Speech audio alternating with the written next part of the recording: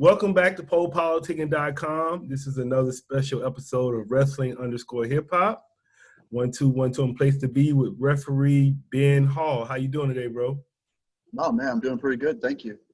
Cool, man. So I interviewed a couple of wrestlers, but you're the first referee, and I hear you're a part of the production team as well with Future Stars of Wrestling.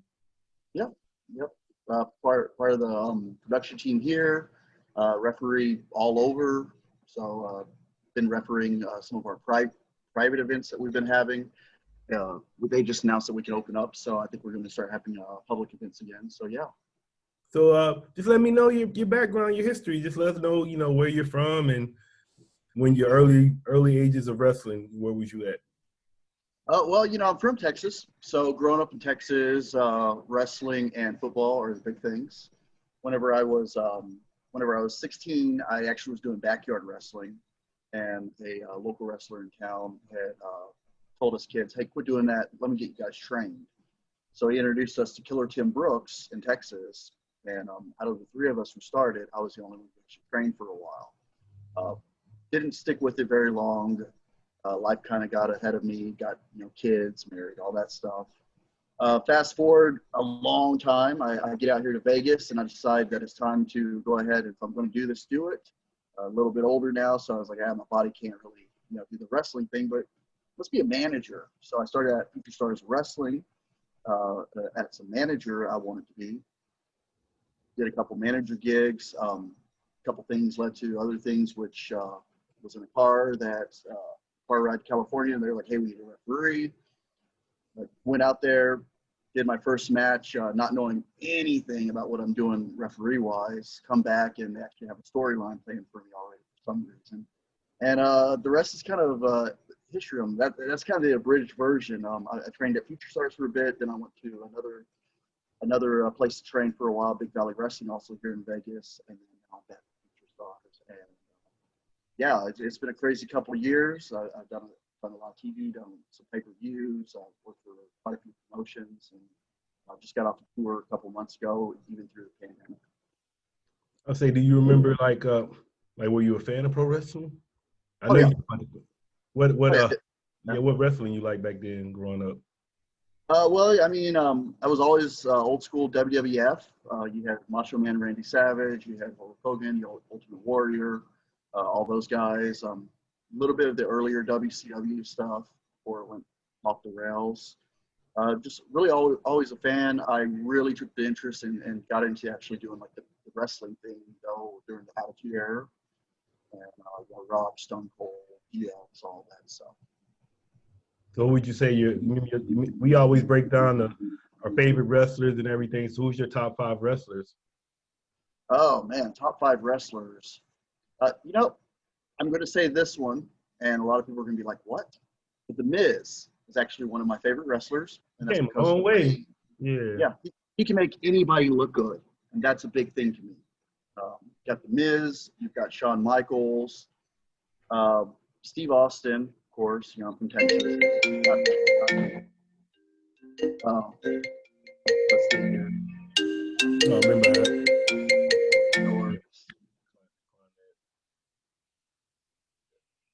Hi, this is Paul Lawrence, Undersecretary for Benefits at VA at 1-800-827-1000. I am calling to invite you to participate in a live, toll-free teletown hall. Just stay on the line to be connected. I want to share how our team... You gotta love these spam messages. Yeah, that's my VA calling me and shit, but shit, I couldn't hang up. It answered on my phone, my bad. All right, we're back. All right, so, let's see here. So The Miz, Shawn Michaels, Steve Austin, because I'm from Texas. And then, kind of going back a bit, I got to say Jake the Snake Roberts. Mm-hmm. And, man, Ric Flair. I love Ric Flair. I was watching Ric Flair. I've been going back watching I liked WCW right before Hogan came. So I think right before Hogan came, that shit was like 93, 92. Man, yeah. So I've been watching like that shit and like WCW Saturday Night. I love that. The old school. Yeah, I would say, what's your tag teams? Your top 5 tag teams? Oh man, top 5 tag teams. Let me think here. You know what? I'm going to go with the Von Erichs, which I know it's a kind of a group more than a tag team, but Von Erichs and the Freebirds, if we're going old school. And then the Dudley Boys, the Usos are actually kind of a couple of my favorites. And then the Hardy Boys earlier stuff. Did you actually watch that the Clash of Champions, the Uso and Roman Reigns? I didn't get a chance, and I haven't had a chance to yet. I was actually here at the Future Stars of Wrestling Arena shooting a whole bunch of stuff for our upcoming Twitch special. Yeah, it was pretty good. It actually was a real good. I think they're like solidifying his heel turn. It was really. I was surprised. Yeah. I was like, oh shit, they trying to. But I like him with Heyman. I think Heyman is a great wrestling mind. And now I was watching an old ECW clip. You know how Brock Lesnar gets the Suplex City? Mm-hmm. I realized where that came from now because I was watching this clip with 911 and Heyman kept having him choke slam. He had him choke slam dude like 10 times. So I was like, oh, that's Heyman's shit. So Heyman's a good mind. I was going to ask you, so a lot of people might not know too, like just as far as a referee, what are some of the responsibilities for a referee? It's actually a lot more than people expect. A lot of these kids that come in class here who do the refereeing training matches don't realize how much goes into it. It's not just coming in and counting three. We're also a part of the match. We have to do a lot of storytelling. We communicate a lot with the wrestlers to ensure that the story is being told properly. We make sure that everything just kind of goes like it's supposed to and safely, while also keeping within the time constraints that we have for the matches. We have a visibility that sometimes the wrestlers don't have, and we're able to direct them into spots or positions. Do you have you taken any bumps? Yes, quite a few. What was the worst move you took, or the best move you took? I don't know however you look at it, but I guess. Let's see here. Funny Bone has killed me more than anyone. I'm not sure if you're aware of who Funny Bone is, but he's killed me more than anyone. And yeah, his knees to the face, the V trigger, is always one of the worst looking bumps that I take. They look really, really bad, but they're fun, and it really helps tell the story. He's a really good friend of mine, so it's nice being able to work with him and be able to do that stuff with him. And then I want you to talk about give me your top 5 referees. I never asked nobody referees, but since you're a referee, let me get your top 5. Because there's some good ones that I think, it's some people that you got to name, so I'm going to see if you name them. Yeah, well, you got Marty Elias. He refereed Undertaker Shawn Michaels at WrestleMania 25. Another friend of mine. I actually became friends after I took some seminars from him. Great guy. You got to say, that Abners, it's a tie. Mike Chioda, of course. Well, prior to his AEW 4 count that he did recently, that was weird. I don't know the dude's name, and it's a boxing referee actually, but the short little pit bull looking guy, bald head. Lane. Yeah, I love that guy, and he's actually someone that I was told early on to watch for how I should actually be reacting as a referee in wrestling when people are getting punched. So, I've seen a lot of his stuff. And, from there, I've got to actually say Nick Bonello, who isn't a well-known referee as a big TV, but, yeah, he's West Coast referee for the independent scene, Championship Wrestling from Hollywood, Arizona, New Japan Wrestling. So. Yeah, I'd say his name was Mills Lane, the referee. Oh, yes, definitely. Yeah, because it was I want to ask you about some of these referees. You remember Nick Patrick? Yep. Yeah, that was one of my favorites. I remember, especially what he was doing with the NWO stuff. That shit was nice. Then even Charles Robinson. Mm-hmm. There's so many referees. It's kind of funny that we even know their names, That goes to show you how a good referee can make a mark. Well, I think the best ones, the Twins, they were that was the first time I was watching wrestling where the referee actually, you never really pay attention to the referee until that happened with the, Andre the Giant, Hulk Hogan, and Twins. That made me pay attention to the referees. Once that happened, then I was like, oh. And then I also, I just remember Teddy Long. Like Teddy Long went from referee to manager, you know, then GM and all that stuff. So I A remember lot him. of guys actually get their starts as referees in the business. You know, because it's one of those things. There's never enough referees. There's either never enough or too many, but it's usually never enough. And a lot of wrestlers actually get their starts as referees before they go on to either wrestle or be a manager and stuff. What other wrestlers? Just well, a lot of people on the independent level definitely that I know of, but you know, almost everybody who's went through the independent scene prior to getting signed has probably done some refereeing. And then you say you're in the production part. So what are you doing in the production part? Well, for production, I'm actually going to be leading up our Twitch effort that's coming soon. October 5th, we're going to start doing daily blocks of Twitch content Monday through Friday for Future Stars of Wrestling. I also have done, I keep up the website currently with another guy named Tom Crawford.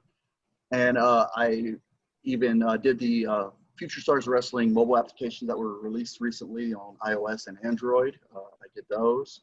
And I've been helping out Joey DeFalco, who is the promoter's son here, who does the main television productions. We're getting ready to do TV. I'm helping him out with all of that stuff in hopes to learn more about that and move more into like the actual TV production aspect. Yeah, I remember it was one show on Prime. It was like one episode, but it was a wrestling. I don't know. I want to say I want to ask you this Future Stars because I saw Austin Aries on it, but it was just like one episode and that was it. Have y'all had any episodes on like Amazon Prime or something like that? You know, actually, the FSW Arena has been featured in quite a few things on Amazon and YouTube. Not YouTube, I'm sorry, Netflix. You know, even Dark Side of the Ring, D'Lo Brown shot his portion here at the FSW Arena. There was I want to say Me and My Father or Me and My Dad, where this guy goes and does stuff with his dad. That was shot here at the FSW Arena.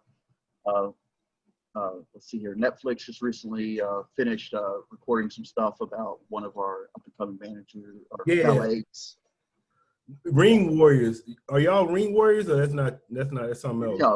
No, that's not us. They're actually, I believe, based out of Chicago. Okay. Because I had saw that one and I had got confused and I thought that was the same thing. So I want you to just talk about the promotion a little bit more. Let us know a little bit more about the wrestlers because, like I said, I know you was talking about Funny Bone. I know Chris Spade came from that promotion as well.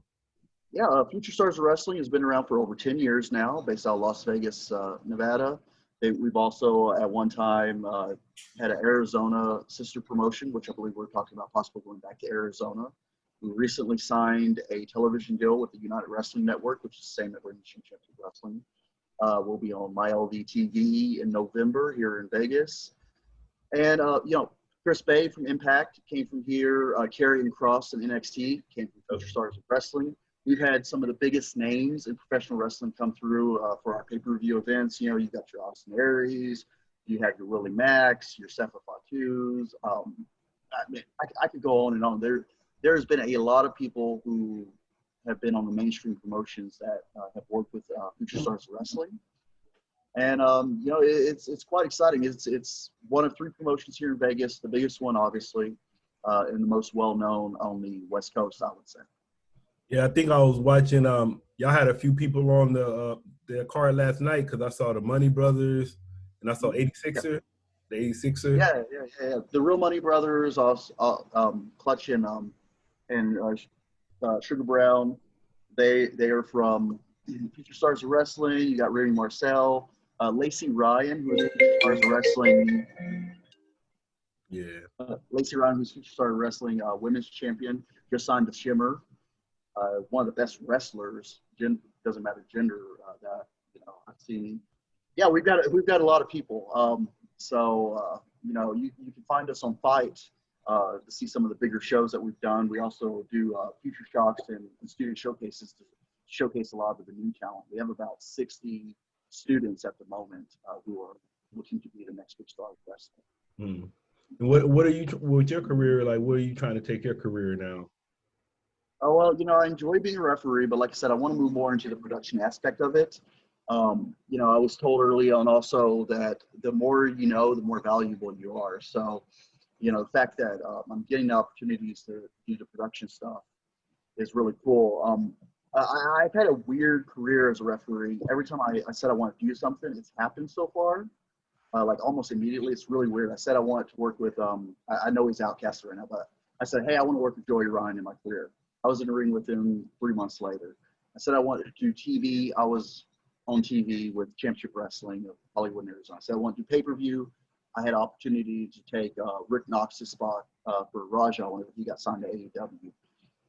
I've also gotten to, you know, referee tryout matches for AEW as well as some other promotions. So every time I say I want to do something, it's been happening. And, you know, even coming back to Future Stars Wrestling was something I wanted to do, and I'm glad that I'm able to. I want to, my ultimate goal really is to get a contract with one of the more known promotions, not only to be a referee, but, you know, also be within the production and hopefully writing staff one day. That's tight. And what would you say to first off, what would you say to someone that wanted to be a pro wrestler? What would you say to them? I would tell them that they're crazy. It takes a lot of dedication, a lot of motivation. If you're not dedicated, then this isn't for you. If you're not willing to make major sacrifices, this isn't for you. But if you want to be a pro wrestler, absolutely in your heart, you can be dedicated and you can make sacrifices, then find a good school, one that has well-known trainers, one that has a history, you know, of putting out good people, and actually go through proper training. Too many people, you know, think they can be wrestlers because they train in their backyard, or they go to a school in the middle of nowhere with someone who's never done anything. I would say, you know, come to a place like Future Stars Wrestling where we have D'Lo Brown, Sin Bodie, and Kenny Keene as trainers, and Jake Roberts and Disco Inferno and all these people. Or, you know, find a place like Santino Brothers, or, you know, Gangrel's Wrestling Asylum in Florida. You know, places where people who have a obvious track record of producing, you know, and doing big things in the business and trained properly. It's not easy. It's not a fast-paced thing. And, you know, it's very stressful, but it's very rewarding as well once you get to that level that you're able to perform. And then what would you say to somebody that wanted to kind of say they wanted to be on the production side of it? They wanted to get involved somehow. How can they get involved? Well, I'll tell you right now, if they're anywhere in Vegas, we're looking for interns. I've got a lot of work. It's free, obviously, because it's intern, but that's a good way to get your foot in the door, internships. Hey, make it remote. I'll intern for y'all if it's remote. You know, professional wrestling's budget at the independent level is very, very small. But whenever you get in there and you get, you know, a good portfolio of stuff that you've done for them, and you start looking at the bigger promotions or other avenues, it really helps. So I would suggest for anyone who wants to do production is literally reach out to your local promotion that's doing production stuff and say, hey, how can I help? You know, bring to them what you can do, your skills or what you're willing to learn. And it's just like being a wrestler. Motivation, dedication, get in there and, you know, say, okay, give me some responsibilities, let me do it. And, you know, it's very rewarding. Yeah, that's tight. So how the corona affected your career so far? You know, it's funny. I lost a lot of bookings really quick, obviously. But I want to say I'm probably one of the only independent level referees that worked throughout almost the entire pandemic.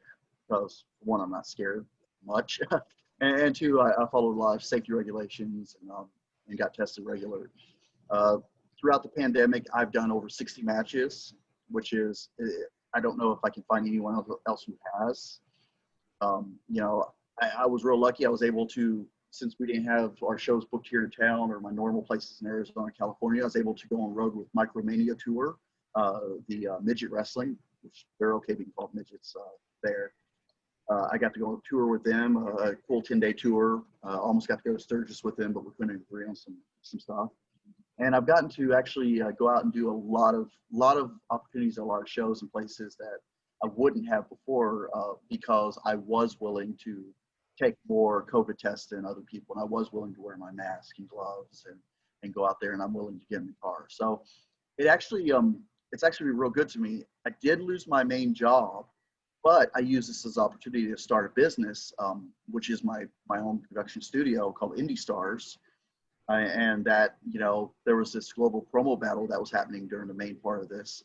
And I shot probably a good 15 or 20 of the participants' videos during that and edited them. So that helped get my name out as well, which also led to the Future Stars of Wrestling production team as well. So COVID and the pandemic for me has not been bad.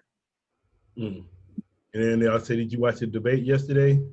I did not. No, I was actually up here at Future Stars Oh, man. getting ready for Twitch, man. More important to me than that stuff. Those guys they're both jokes. I mean, I don't even know. So what are you doing with the Twitch? Talk about the Twitch some more. I know that's popping for everybody. I'm trying to get on Twitch more myself. Yeah, well, you know, Future Stars Wrestling is a Twitch affiliate. They have affiliate status, Okay. but we really haven't utilized it. I mean, yeah, we'll air like Future Shock and some of our shows on there, you know, every now and then. And there's been a few free shows or videos we put up. But when I got in here, I was like, you know, I was talking to Joey DeFalco, and you know, he had the same idea. We wanted to come in here and we wanted to utilize Twitch like a lot of other people are doing during this time. We wanted a set schedule of content and new, fresh content as well as the old content putting out. So he kind of let me take the keys and run with it. So it looks like Monday through Friday, starting at 5 p.m. Pacific time, there's going to be 2 to 3 hour blocks every night that has matches, old shows, as well as original content like interviews, reaction videos. We even have a cooking show coming, a baking show, Baking with Primo Popo, a manager of ours. And then on the weekends, we're going to air the shows that we had that we did the weekend before on Twitch, as well as some other classic stuff. And you'll be able to also catch like Future Shock live on Fridays whenever we do that, like once a month. You know, we're just really we're growing our Twitch presence. We looked at all the different video providers out there, and we want to be able to engage our fans. You know, really engage our fans. And Twitch was what we decided on to go with when doing a review of the different content providers. No, I'll say so. You know, somebody that might be new to Future Stars of Wrestling. Where would you tell them to start? Like, what's the, you know, is it a card they should start on? Is it like just go to the YouTube, go to the Twitch? Where should they start? Well, if they're wanting to check out Future Stars Wrestling right now, YouTube would be a good place to go. There's a lot of free matches up there. Or actually, Fight TV. You can purchase almost all of our old pay-per-views are on there. Purchase for really cheap. That's where you can see the big stars really. Is Fight TV, but Fight and YouTube right now. I would say that going forward in the future, if this does work out like we think it is, you know, Twitch is going to be a main place to go. You can also download the Future Stars of Wrestling mobile app on iOS, Android, and Amazon Fire mobile devices just by searching Future Stars Wrestling, which is, within the app itself, you can access Fight, you can access Twitch, you can access YouTube and all that without going to third party, you know, their own things. You can do it all in one app. Get all of the content that we have currently online available in these apps. I would say, what would you say your favorite matches you refereed are? Oh man, let me see here. My favorite matches that I've refereed. That's hard. I've refereed a lot. I want to say one of them would be Scarlett, who's now in NXT, versus a guy named Jack Jameson. That match had Killer Cross and Disco Inferno come out during the match. A lot of craziness. This was for Raja Live, and that one actually, I think I'm up to like 4 million views on it on YouTube, which is insane for me. If you do watch it, don't pay attention to my pants or my shoes, because that day I didn't have my proper gear and I'm embarrassed as hell. I've been in a ring with a lot of people. That every match is different, and I enjoy every match on a different level, you know. So it's hard to say a favorite one, really. How many matches you refereed so far? Well, I've been doing this about 2 years, and I would say that at my last count, I was nearing 500, and that's probably about 100, 150, 200 matches ago, which is more than a lot of people. I've been lucky enough to have the opportunity to travel to multiple states and work multiple promotions, And I'm always I'm always jumping in cars. This is one thing I'll tell you: if you're aspiring to be a wrestler, a referee, or manager, if you go to training and someone's like, "Hey, I'm going out to a promotion, want to ride?" Do it. You never know what kind of bookings you'll get from it. I'll say I heard you talking about you was talking about a 4 count earlier. So I was gonna say, do you remember like have you made any mistakes so far? Oh yeah, almost every single match there's some mistake, whether you catch it or not. Um, I have a bad habit sometimes of whenever I don't know if we're at the end because I've refereed all the matches and it's like the main event and here I go down the count to 3, maybe not being the best one. Yeah, there's been a few mistakes. A lot of them, tag matches drive me crazy. I'm not gonna lie. Keeping up with who's legal and who's not when everybody wants to be everywhere at once. On more than one occasion, I've missed that until I've watched it back. You know, yeah, I mean, it's the average stuff. Even as wrestlers make mistakes, managers make mistakes, referees do. What we do try to do is learn from it and get feedback from our peers. After almost every match, I'll speak to the guys who are in the match and thank them first and foremost for allowing me to referee, and then ask if they had any feedback. The best feedback you can get is, "I didn't even realize you were there." It's the best. So yeah, it's all in that. I have had to legitimately, let's say, DQ someone before, but that was more not of a mistake, but something that had to happen. Yeah, that's about it. What's up? All right, man. Appreciate talking to you, bro. Oh man, I appreciate you having me on.